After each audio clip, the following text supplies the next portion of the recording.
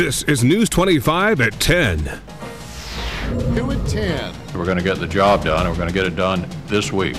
Tonight, News 25 with new information, burning the midnight oil on Capitol Hill to get a bailout passed.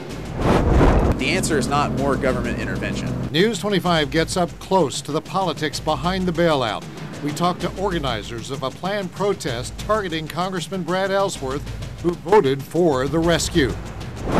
The water they drink in Grandview, Indiana. A story News 25 broke this week. They're angry. What would you say to that? We go back to get answers for very upset residents. At this hour, we learn congressional leaders are working towards another vote tonight on what's become known as the financial bailout. The White House now prefers the term buyout bill, but no matter what it's called, it could be a tough sell. In Washington, behind-the-scenes negotiations continue in an attempt to resurrect the $700 billion economic rescue bill.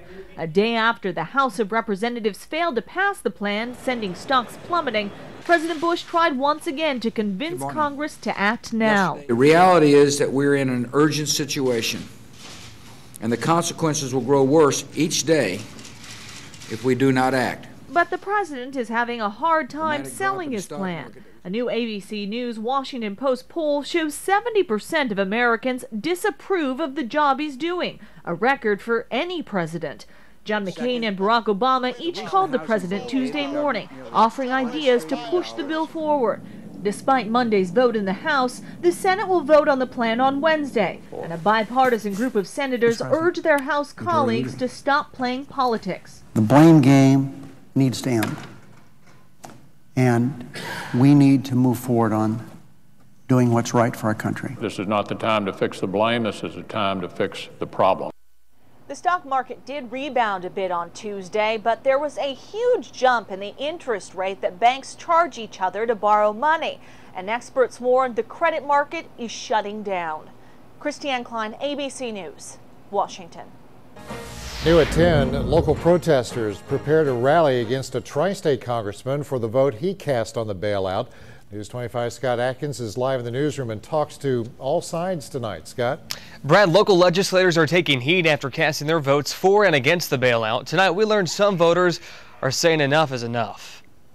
Congress voted no on the bailout. Representatives like Barron Hill, Ed Whitfield, John Shimkus, and Tim Johnson rejected the bailout. But Kentucky Congressman Ron Lewis and Indiana Congressman Brad Ellsworth said yes. But the answer is not more government intervention. Phil Schmidt and others say they're sending a message to Ellsworth and plan on protesting near the federal building Wednesday morning, where Ellsworth's Evansville office is located. It's our civic duty, quite frankly, to, tell our representatives, how we see things. This is part of the statement Ellsworth sent to News 25 responding to the criticism. Ultimately, this bill was about that worker in Vincennes who is wondering if his pension will be there in the future, the single mother, the small business owner in Boonville. Obviously, none of us wanted to be in this situation, but the cost of inaction is far too great. This is a vote that everyone's going to be paying attention to. Congress will try again Thursday. USI political science professor Brian Posler says the magnitude and the urgency of the $700 billion bailout bill could cost some campaigns. There are thousands of bills that get introduced